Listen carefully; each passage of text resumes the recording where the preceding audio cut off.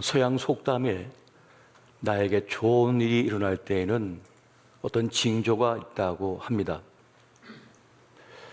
그것은 자꾸만 다른 사람의 말이 들려온답니다. 늘 내 속에 있는 소리만 들려왔는데 어느 순간, 어느 지점이 되면 정말 좋은 말들을, 정말 필요한 말들을, 나를 살리는 말들을 듣게 된다는 거죠. 들려온다는 것입니다. 야곱은 하나님께로부터 고향으로 돌아가라는 말씀을 들었습니다. 라반은 야곱을 만나거든 선악간에 따지지 말라는 말씀을 듣습니다. 성경은 들을 귀 있는 자가 복이 있다라고 말씀해 주고 있습니다. 야곱도 라반도 하나님 말씀을 들을 줄 알았습니다. 그래서 친족 간에 유혈, 비극이 발생하지 않았습니다. 우리는 생각보다 더 큰 존재이며 더 큰 가능성의 사람들입니다. 그렇기 때문에 불행이 자신을 삼키지 않도록 늘 조심하고 또 반드시 들어야 할 말은 들을 수 있어야 하겠습니다. 우리는 누군가를 존경하기도 하고 또 누군가를 경멸하기도 합니다. 그 이유는 내가 원하는 것이 투영되어 있기 때문에 그러합니다. 내가 가치 있게 여기는 것, 또 가치 없게 여기는 것이 있기 때문인 것입니다. 내 안에 있는 가치 체계, 도덕 체계가 작동하기 때문에 그런 반응을, 태도를 보이는 것입니다. 라반과 그 아들들은 야곱의 재산이 늘어나는 것을 두고 볼 수 없었습니다. 어느 시대, 어느 장소이든지 간에 재산 문제는 언제든지 갈등과 또 관계를 파탄낼 수 있는 이유가 되고 있습니다. 도인이 그 소유가 개입하는 순간 아름다운 관계도 파국을 맞게 마련인 것이죠. 가족 관계라 할지라도 돈이 결부가 되어지면 걷잡을 수 없는 그런 비극으로 치닫는 것을 우린 종종 보고 있습니다. 야곱이 가족과 그 재산을 다 정리해서 귀한 길을 올랐다는 사실을 들은 라반은 사람들을 조직해서 야곱의 뒤를 쫓아갑니다. 분노에 차서 쫓아갑니다. 그리고 길앗 산악 지역에서 이제 이 야곱의 텐트를 발견하게 되죠. 그렇게 두 사람은 이제 위기 속에 던져집니다. 그런데 하나님께서 전날 밤에 라반에게 야곱을 만나거든 선악간에 따지지 말하지 말라는 그 말씀을 들었기 때문에 라반 대화로서 야곱과 이 문제를 풀어가려고 합니다. 그렇게 두 사람은 서로에 대한 불만과 서운함을 토로하면서 이 모든 문제에 하나님이 계시다라고 하는 사실을 깨닫게 됩니다. 그러면서 화해의 식탁을 나누게 되죠. 이것이 가능했던 이유는 뭡니까? 하나님께서 이 두 사람 사이에 개입하셨기 때문입니다. 이 사건에서 제일 중요한 면은 여기에 있는 거예요. 하나님께서 두 사람 관계 속에 개입하셨다는 것입니다. 만약 하나님의 개입하심이 없었다면 아무리 피를 나눈 친족간이라 할지라도 비극을 맞이할 수밖에 없었을 것입니다. 그렇게 야곱과 라반 두 사람은 하나님 앞에 섰고 두 사람 사이에 하나님을 재판장으로 모셨습니다. 모든 오해가 풀리고 모든 갈등과 상한 마음이 사라진 것은 아닙니다. 하지만은 화해의 길이 열려지고 있었습니다.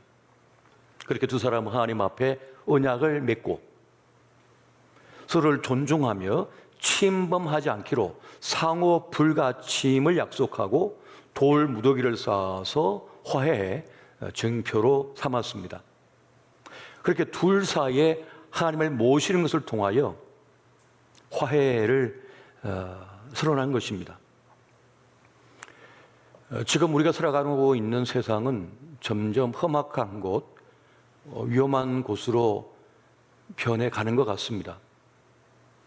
많이 배웠고 많은 시스템이 세워져 있지만 여전히 세상은 위험합니다. 경쟁과 효율을 중시하는 세상은 사람들을 좌절과 분노와 원망의 사람이 되게 만들고 그것은 독버섯처럼 자라고 있습니다. 이 사회 곳곳에서. 그렇게 켜켜이 쌓이는 원한을 풀 길이 없어 보입니다. 소유가 성공의 지표로 여겨지는 이 세상 속에서 가진 자보다 가지지 못한 이들의 소름이, 분노가 계속해서 쌓이고 있는 것입니다. 그래서 사람들은 점점 적대적이 되고 있습니다. 많이 배웠다고 해서, 많이 가졌다고 해서, 권력을 가졌다고 해서 사람들은 이제 존경하지 않습니다. 비난하고 조롱하고 적대적이 되고 있습니다. 약육강식의 논리가 이 세상을 지배하고 있는 것을 봅니다. 그런데 앞서 그러한 세상을 살아갔던 이사야 선지자는 상상을 초월하는 하나님의 꿈을 노래했습니다. 이사야 11장 6절에서 10절까지의 말씀을 우리가 한 절씩 보시고 10절은 같이 한번 보겠습니다. 그때 이리가 어린 양과 함께 살며 표범이 어린 염소와 함께 누우며 송아지와 어린 사자와 살찜 짐승이 함께 있어 어린아이에게 끌리며 암소와 곰이 함께 먹으며 그것들의 새끼가 함께 엎드리며 사자가 소처럼 풀을 먹을 것이며 젖 먹는 아이가 독사의 구멍에서 장난하며 젖된 어린아이가 독사의 굴에 손을 넣을 것이라. 내 거룩한 산 모든 곳에서 해됨도 없고 상함도 없을 것이니 이는 물이 바다를 덮음 같이 여호와를 아는 지식이 세상에 충만할 것임이니라. 다 같이 그날에 이새의 뿌리에서 한 싹이 나서 만민의 기치로 설 것이요 열방이 그에게로 돌아오리니 그가 거한 곳이 영화이리라. 아멘. 이건 상징입니다.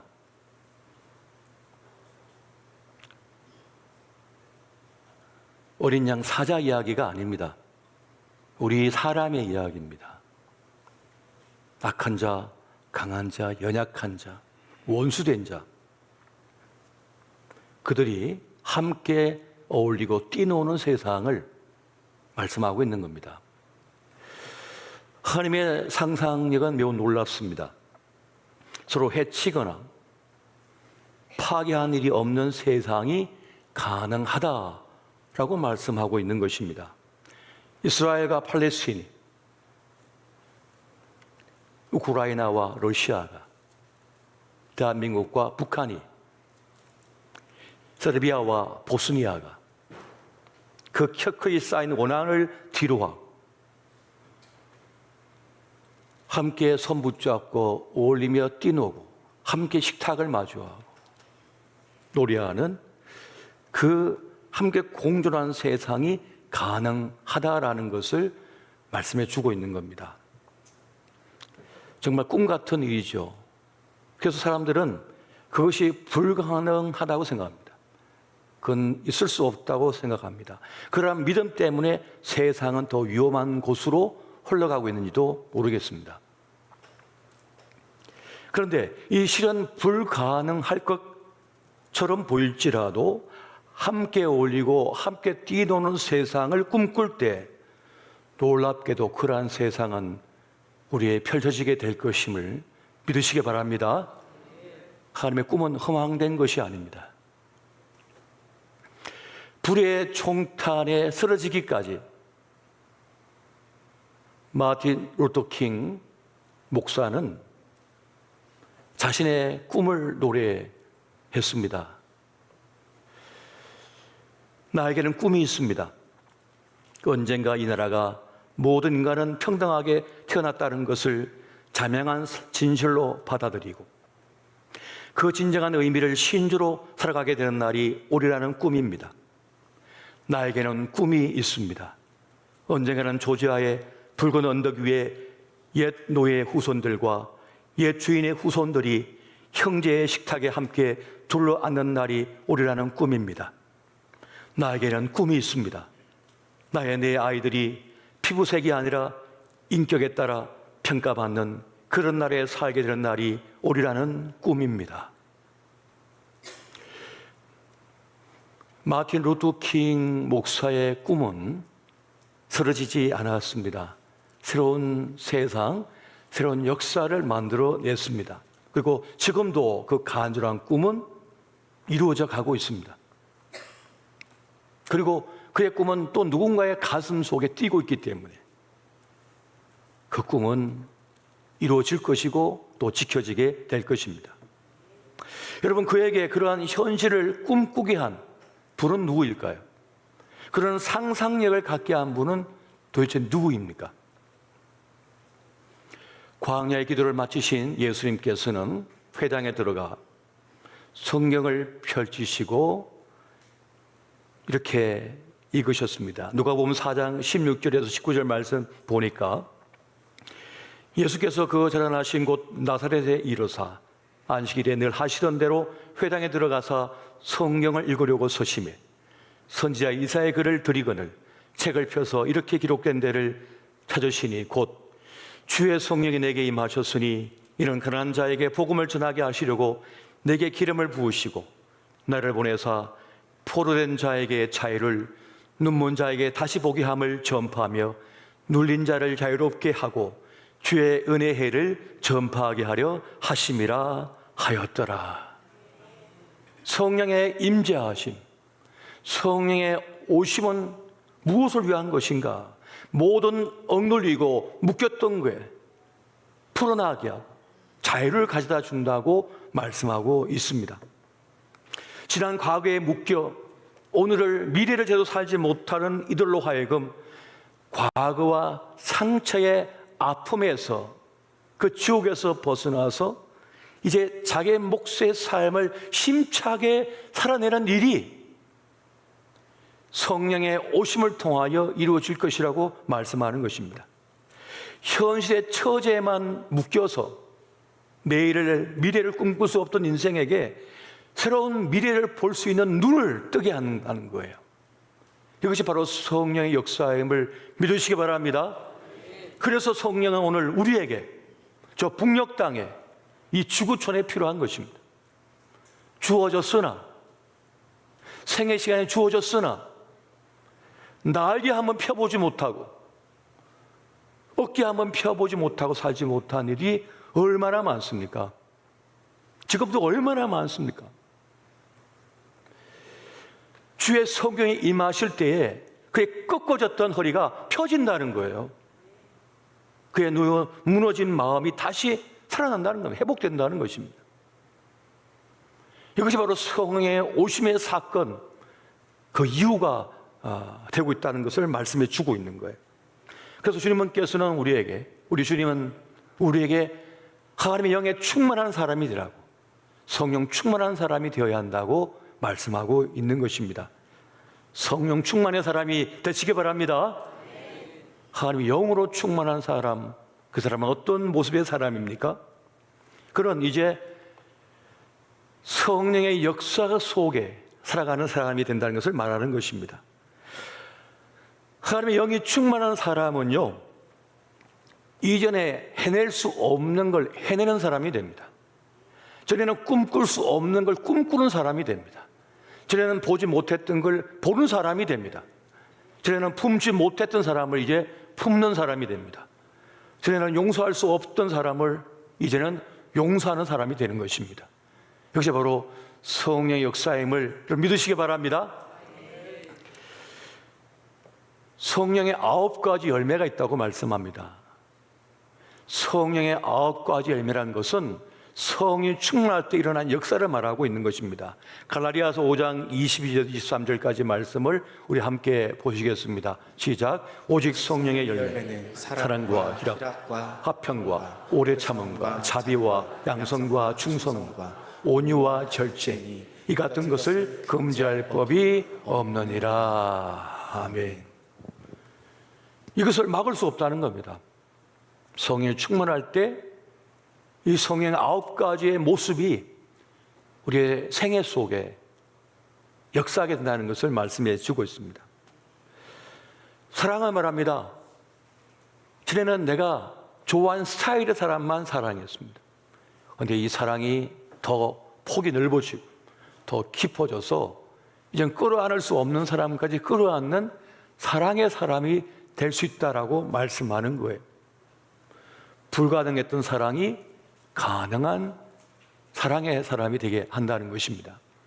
여러분, 희락은 놀라운 능력입니다. 늘 좋은 일이 있어야만, 웃을 일이 있어야만 희락이 가능하다고 봤는데, 그런데 우리는 아무리 아프고 힘든 어려운 형편 속에서도 그 웃음을 잃지 않는 사람이 될 수 있다는 거예요.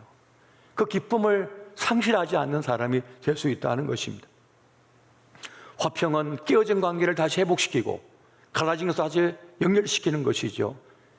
그리고 고통과 아픔 속에 있던 그들에게 새로운 삶을 꿈꾸게 만드는 역사를 가져오게 합니다.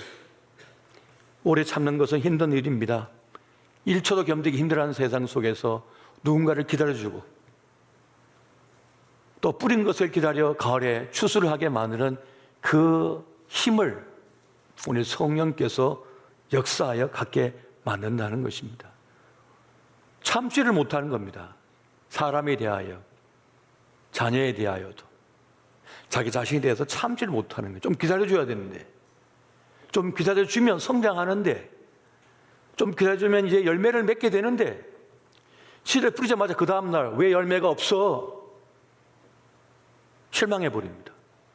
봄에 뿌렸으면 가을에 거둬야 되는데 가을까지 기다리지 못하는 거예요. 세상의 모든 것은 시간이 필요하거든요. 물리적인 시간이 반드시 필요한 것입니다. 자비를 베풀기보다 보복하기를 좋아하는 세상입니다. 용서하기보다 복수하기를 원하는 세상입니다. 안 되기를 바라는 세상이죠. 그런데 성령의 충만한 역사 속에 누군가를 용서하는 사람이 됩니다. 봐주는 사람이 됩니다. 참을 수 있는 사람이 되는 거죠. 요즘은 충성하는 사람을 찾기 어렵습니다. 어떻게 하면 일을 덜 할까? 어떻게 하면 이 보수 받은 만큼만 일할까? 따지는 세상 아닙니까? 그런데 그렇게 해서는 세상을 살아갈 수 없습니다. 부부간에도 받은 사랑만큼은 내가 주겠다고요. 자식을 키우는데 나에게 이익이 될 때까지만 키우겠다고요. 그게 무슨 자녀 양육입니까? 불가능하잖아요. 세상은 그런 공식으로 가는 게 아닙니다. 충성이 있어야 되는 겁니다. 자신을 바치는 것이 있어야 된다고요. 그것이 없이는 어떤 것도 유지될 수 없고 존재할 수가 없습니다. 받은 만큼은 나라를 지키겠다고요. 받은 만큼만 불을 끄겠다고요. 받은 만큼만 도둑을 잡겠다고요. 나라 절대 못 지킵니다. 불 절대 못 끕니다. 그런 것 갖고는. 헌신의 마음이 있어야거든요. 충성하는 마음이 있어야죠. 아, 오늘 너무 피곤한데 수술 나 오늘 그만할래.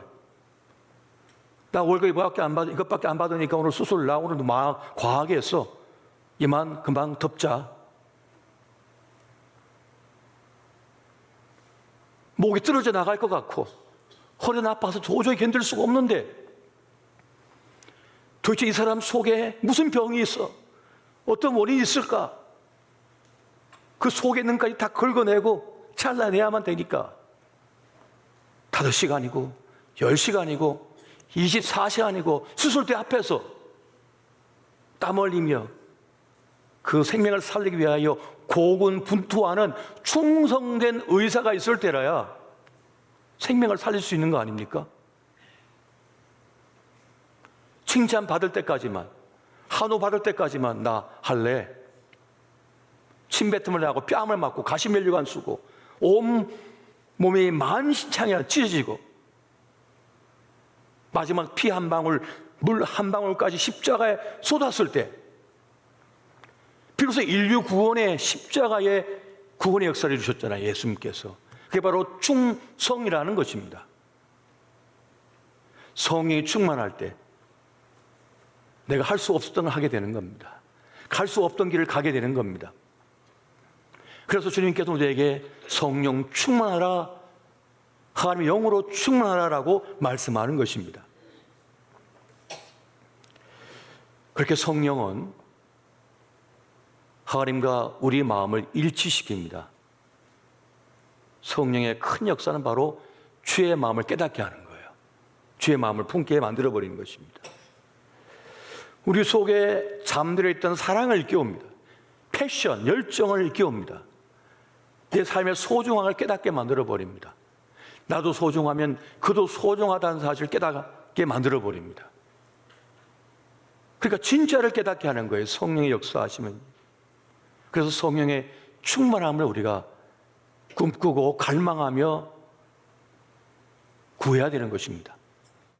왜 우리 인생이 보잘것없었습니까? 형편없었습니까? 진짜 붙잡아는 안 붙잡고 가야 할 길은 안 가니까, 대가를 지불하지 않으니까 삶의 의미가 안 느껴지는 거예요. 부부생활 힘들지요, 당연히. 늘 행복하기만 합니까? 기쁘기만 합니까? 즐거운 일만 있으면 좋은 일만 있습니까? 어떨 때는 서운하고, 어떨 때는 믿고, 어떤 때는 그냥 버리고 싶고, 그래도 그 사랑을 지키기 위해서, 끌어안기 위하여 온갖 어려움을 다 겪어내면서 지켜내는 거잖아요. 그게 진짜 사랑인 거죠. 그게 사랑하는 증거죠. 하나님의 영이 충만하면 하나님이 자기 편이 되기보다는 내가 하나님 편이 되기를 원합니다. 내가 하나님 편이 되어야지. 이해관계가 충돌하는 세상 속에서 함께 걸어간다는 것, 공존하는 일은 쉬운 것이 아닙니다. 하지만 그것이 가능하게 하는 것이 하나님의 세계이며 그것을 이루도록 우리는 부름의 사명을 받았습니다. 그리고 모세는 하나님의 진노 앞에선 이스라엘 백성들을 살리기 위하여 하나님 앞에 나아가 엎드립니다. 백성들의 죄를 용서해달라고 구합니다. 만약 자신의 간청을 들어주지 않으신다면 자신의 이름을 생명책에서 지워달라고 구합니다. 중보자의 모습입니다. 그의 모습에서 십자가에 달리셔서 자신을 버려 우리를 살리신 예수님의 그림자를 봅니다. 호국 보훈의 달인 6월을 맞이했습니다. 아픔이 많은 달입니다. 동족 상련의 비극이 있었던 이 6월을 맞이해서 우리는 이 한반도의 평화를 위한 기도를 올려야 하겠습니다. 이제는 너무 극단으로 달려가 버려서 이제 그냥 각자 잘 살면 되지, 우리가 무슨 형제냐, 통일은 무슨 통일이냐 말씀하신 분도 계십니다. 이해는 됩니다만, 하지만 하나님께서는 다시 우리에게 평화를 꿈꾸게 하시고 다시 통일을 꿈꾸게 하고 계십니다. 38선을 넘어서서 형제가 서로 얼싸안고 춤추며 눈물 흘리는 그러한 날을 꿈꾸게 하십니다. 하알라에서 백두까지 그리스도의 계절이 도래하기를 다시금 꿈꾸게 주님께서 만들고 계십니다. 서로 향한 적개심, 켜켜이 싸는 원한을 벗어버리고 그를 위하여 불쌍히 여기며 부둥켜 안고 눈물 흘릴 그날을 꿈꾸는 우리가 되었으면 좋겠습니다. 여러분, 우리는 약합니다. 우리는 작습니다. 그래서 우리는 혼신의 힘을 다해서 하나님께 구해야 합니다. 우리는 할 수 없으니 힘 많으시고 능력 많으신 주님께서 기회의 문을 열어주셔서 아브라함과 야곱의 그 사이에 화해를 도모하시고 야곱과 에서의 그 형제의 원한을 이제는 다 녹여주셔서 다시 하나가 되게 하셨던 것처럼 주님 이 땅에도 평화의 그날이, 통일의 그날이, 회복의 그날이 오게 하여 주옵소서. 여러분, 하나님의 영이 충만해질 때에 우리는 제대로 된 삶을 살 수 있으며 진짜 꿈꿀 수 없던 걸 꿈꾸는 사람이 되며 진짜 영광된 삶의 주인공이 될 수가 있습니다. 그렇게 하나님의 영에 충만한 사람 되시기를 예수 이름으로 축원드립니다.